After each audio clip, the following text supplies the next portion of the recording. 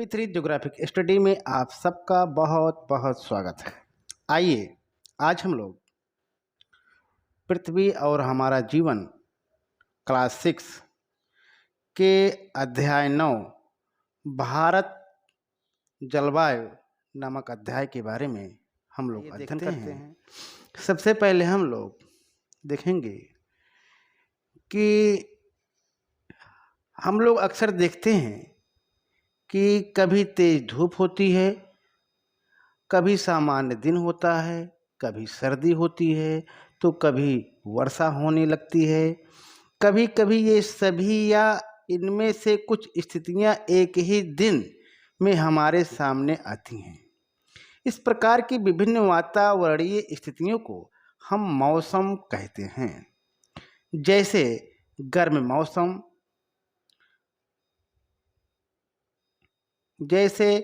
मौसम, बारिश का मौसम, ठंडा मौसम आदि। हमें प्रतिकूल दूरदर्शन, टेलीविज़न, रेडियो तथा समाचार पत्रों के माध्यम से दैनिक मौसम संबंधी सूचनाएं भी मिलती रहती हैं। वर्षा, हिम, ताप, कोहरा, पाला आदि तत्व मिलकर मौसम के विभिन्न संकेतों को उत्पन्न करते हैं। इन संकेतों को उत्पन्न करने के 3 प्रमुख कारक तापमान, टेम्परेचर, वायुदाब, एटमॉस्फेरिक प्रेशर और आर्द्रता या नमी, जिसे ह्यूमिडिटी कहते हैं। आगे चलते हैं। आगे हम लोग देखेंगे जब बहुत दिनों तक गर्म मौसम रहता है तो हमें ठंडे ठंडे खाद्य पदार्थ खाने व पीने, हल्के कपड़े पहनने, पंखे के नीचे व छांव में रहने आदि की इच्छा होती है। इसके विपरीत जब बहुत दिनों तक मौसम ठंडा रहता है तो हमें गर्म गर्म खाद्य पदार्थ खाने व पीने, ऊनी व गर्म कपड़े पहनने, धूप में बैठने आदि की इच्छा होती है।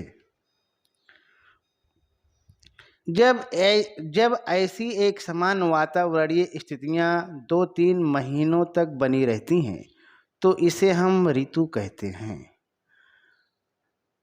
इसके पहले ऋतु के बारे में जानने से पहले कुछ और हम लोग जानकारी कर लेते हैं। तो इस प्रकार से हम लोगों ने काफ़ी चीज़ अभी हम लोग देखें, तो इस प्रकार से हम लोग जानेंगे कि मौसम कहते किसे हैं। आइए देखते हैं।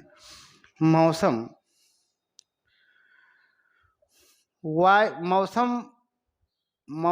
वायुमंडल में तापमान, वायुदाब और आर्द्रता के कारण दिन प्रतिदिन होने वाला परिवर्तन मौसम कहलाता है। और इसको दूसरे रूप में भी हम समझ सकते हैं कि वातावरण में घटित होने वाली अल्पकालीन दशाओं को मौसम कहते हैं, या कह लीजिए वायुमंडल में घटित होने वाली अल्पकालीन दशाओं को हम मौसम कहते हैं।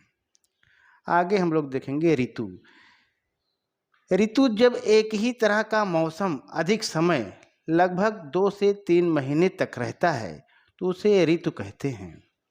सामान्यतः भारत में 4 ऋतुएं होती हैं।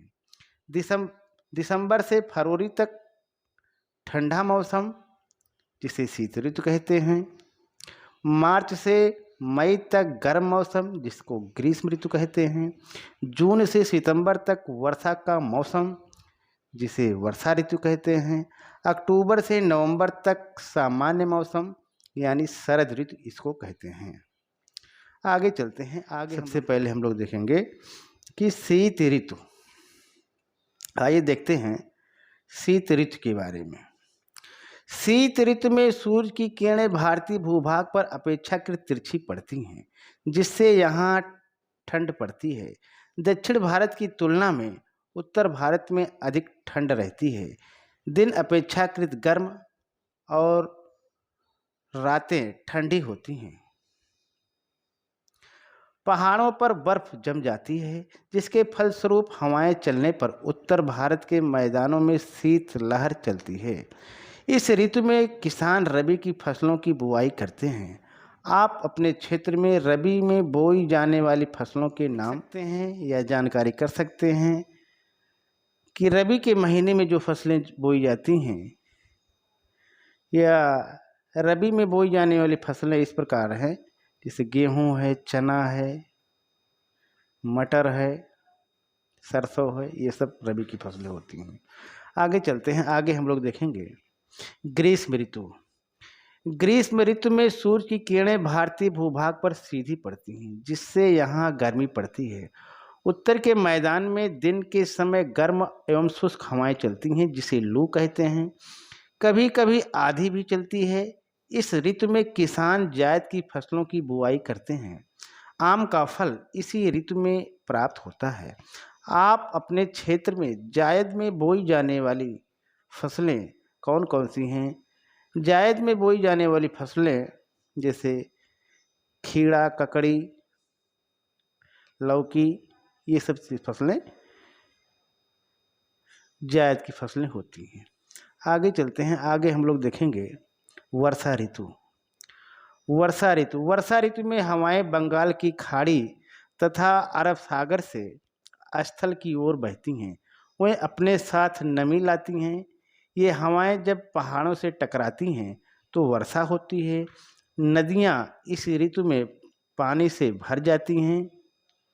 कहीं कहीं बाढ़ की स्थिति भी बनती है। इस ऋतु में किसान खरीफ की फसलों की बुआई करते हैं और खरीफ की फसलें जैसे धान है, धान के समय धान है, और धान उस समय जो फसलें तैयार की जाती हैं उत्तर भारत में मुख्य रूप से वो सब खरीफ की फसलें होती हैं, जैसे बाजरा है। ये है। आगे चलते हैं, आगे हम लोग देखेंगे शरद ऋतु। शरद ऋतु आइए देखते हैं। शरद ऋतु में हवाएं स्थल भाग से लौटकर बंगाल की खाड़ी की ओर बहती हैं, जिससे भारत के दक्षिण भागों विशेषकर तमिलनाडु और आंध्र प्रदेश में वर्षा होती है। भारत के उत्तरी मैदानों में इस समय न अधिक गर्मी होती है न ही अधिक सर्दी। इसी ऋतु में किसान खरीफ की फसलों की कटाई करते हैं और इस प्रकार से आगे चलते हैं, आगे हम लोग देखेंगे कि ऋतुओं का चक्र जब कई वर्षों तक लगातार एक समान रहता है तो मौसम की इस औसत दशा को उस क्षेत्र की जलवायु या क्लाइमेट कहते हैं। इसको हम दूसरे रूप में भी समझ सकते हैं कि वायुमंडल में घटित होने वाली दीर्घकालीन दशाओं को हम जलवायु के नाम से जानते हैं। एक लंबे समय का प्रोसेस होता है क्लाइमेट। ठीक, आगे चलते हैं, आगे हम लोग देखेंगे भारत की जलवायु या इंडियन क्लाइमेट।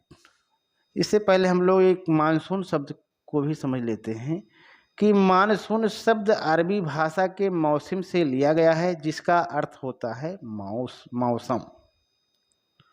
ठीक, अब हम लोग देखेंगे भारत की जलवायु या इंडियन क्लाइमेट। किसी स्थान की जलवायु उसकी भौगोलिक स्थिति, समुद्र तल से ऊंचाई तथा समुद्र से दूरी पर निर्भर करती है। हम जानते हैं कि भारत की भौगोलिक स्थिति में विविधता है, कहीं पर्वत तो कहीं पठार, कहीं मरुभूमि तो कहीं समुद्री तट। इसी कारण हमें भारत की जलवायु में क्षेत्रीय विभिन्नता का अनुभव होता है। राजस्थान के मरुस्थल में स्थित जैसलमेर तथा बीकानेर बहुत गर्म स्थान हैं, जबकि लद्दाख केंद्र शासित प्रदेश के द्रास व कारगिल स्थानों पर बर्फ पड़ती है। तटीय मैदान जैसे मुंबई तथा कोलकाता की जलवायु सामान्य है, वह ना तो अधिक गर्म है ना ही अधिक ठंडे। समुद्र तट पर स्थित होने के कारण ये स्थान आर्द्र हैं। इन विविधताओं के रहते हुए भी भारत की जलवायु को मानसूनी जलवायु कहा जाता है। क्योंकि उष्णकटिबंधीय क्षेत्र में स्थित होने के कारण भारत की जलवायु मानसूनी हवाओं से अधिक प्रभावित होती है। भारत की कृषि इन्हीं मानसूनी हवाओं के फलस्वरूप होने वाली वर्षा पर अधिक निर्भर करती है। भारत के संदर्भ में अच्छे मानसून का अर्थ है पर्याप्त वर्षा तथा इसके कारण प्रचुर मात्रा में फसलों का उत्पादन। भारत की जलवायु की जानकारी के लिए हमें यहाँ की मानसूनी हवाओं, वर्षा व तापमान के बारे में जानना आवश्यक है। इस प्रकार से आज यहीं तक। बहुत बहुत धन्यवाद।